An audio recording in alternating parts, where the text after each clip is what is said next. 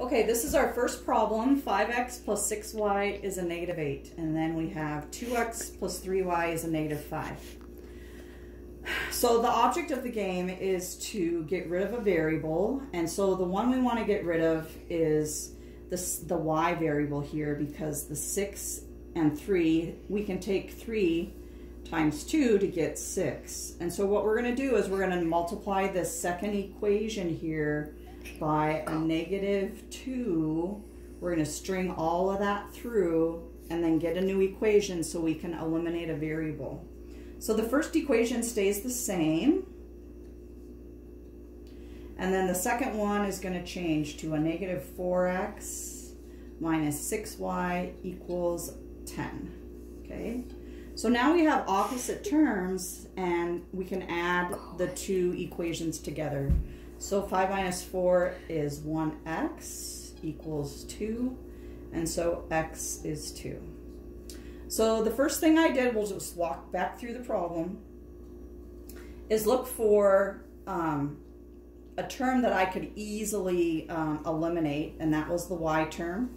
I took it times the negative 2, so the terms were opposite each other, and just added, and I found the x value of where the points meet. So now I'm going to plug it back in to one of the originals here. Looks like the second equation would probably be easiest. So we're going to just sub that in. So we got 2 times 2 plus 3y equals a negative 5. So then we have 4 plus 3y equals a negative 5. 3y equals a negative 9. And y equals a negative 3. So the point of intersection for this problem is 2, negative 3. Okay, we're going to go ahead and try another problem.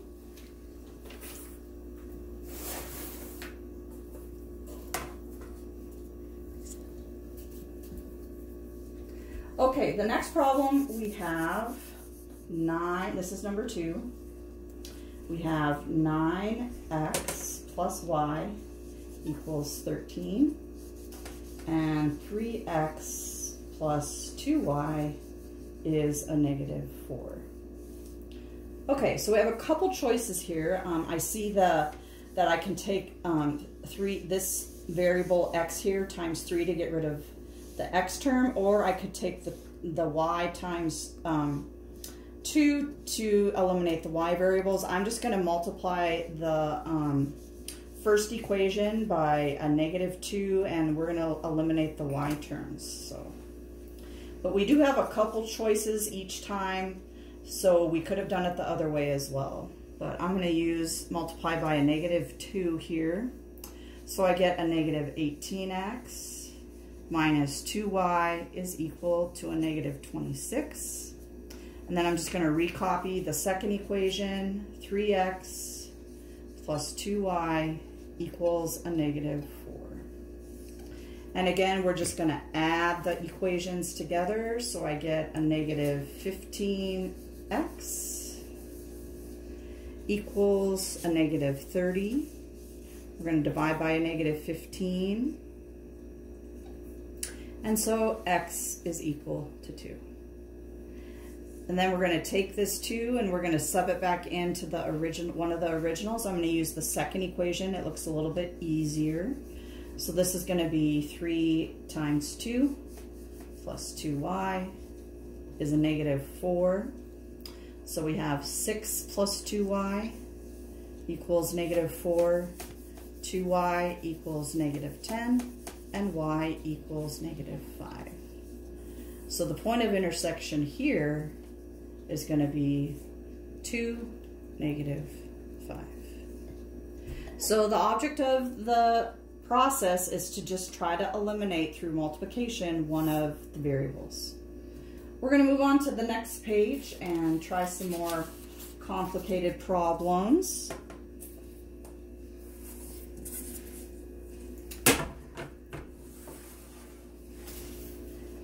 Okay, this is problem number 3.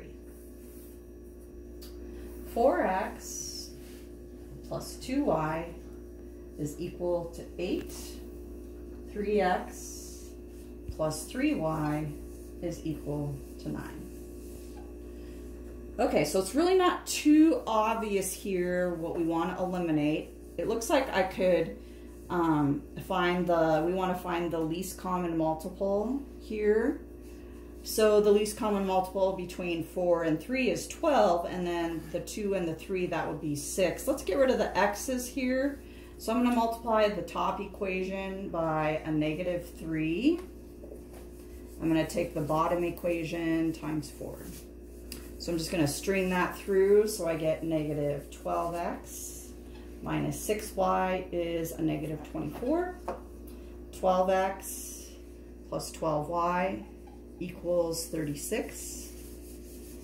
So now I'm just going to add, I'm going to eliminate the x variable, so I get 6y equals 12 and y equals 2.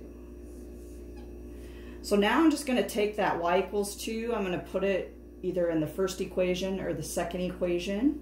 So I'm going to use the first equation, 4x plus 2 times 2 is 8. 4x plus 4 is 8. 4x equals 4. And so x is 1. So the point where the lines meet is 1, 2. All right, let's move on to another problem and show this process again. So let's look at this problem here. What if we had, this is number 4, 5x minus 3y is 6. 2x plus 5y is a -10.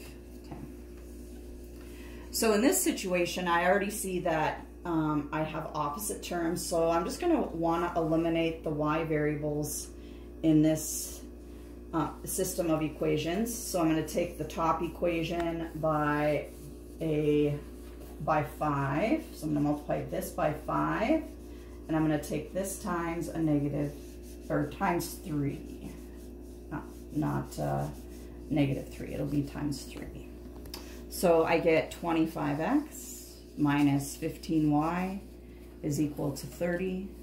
6x plus 15y is equal to -30. And I'm just going to add like we've been doing before. So I get 31x. The y's are going to be gone, and it's going to be equal to 0. We're going to divide by 31.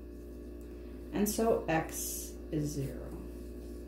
And then just like before, we're going to choose one of the equations to sub it in.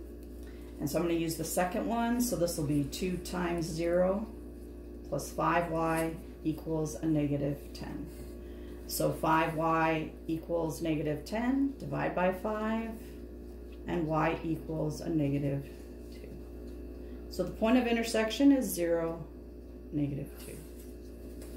We're going to go ahead and move on to the application part of the lesson. We're on page 363, and we're going to talk about going with the wind and against the wind.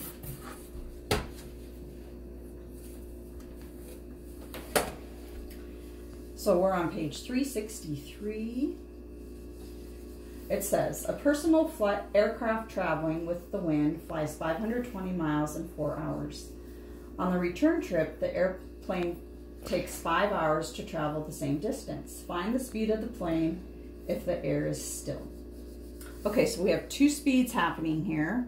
One of them we're going to define with A and define with W. You always want to define your terms here. We have the speed of the plane.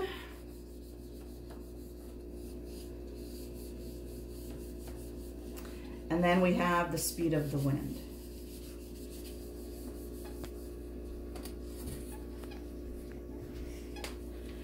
So we're going to make a chart just like on page 363. We're going to look at with the wind.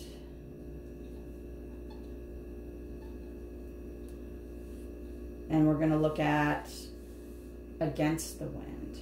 Against the wind. And we need to remember a formula. The infamous formula is rate times time is distance.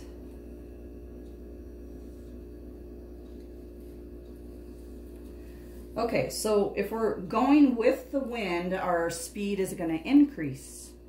So we have A plus W, and the time for with the wind is going to be 4 hours, and our distance is 520 miles.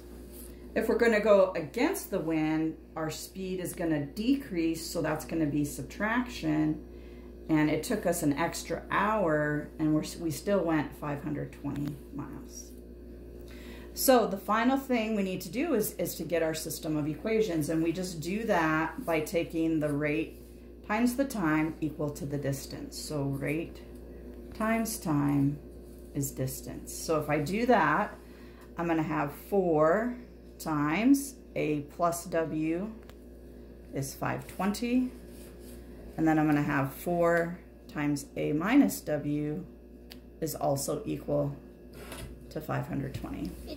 So now you have both equations that you'll need to work this out. So on the next whiteboard here, I'm going to write them down and work them out. So our first one was 4 times A plus W, and that's equal to 520. And then I have 5 times A minus W, and that's equal to 520. So next I'm going to distribute that 4 through just on this side. I don't have to take it times the 520. It just affects this part of your equation. So I'm going to get 4A plus 4W is 520. 5A minus 5W is also 520. So again, we just want to eliminate something.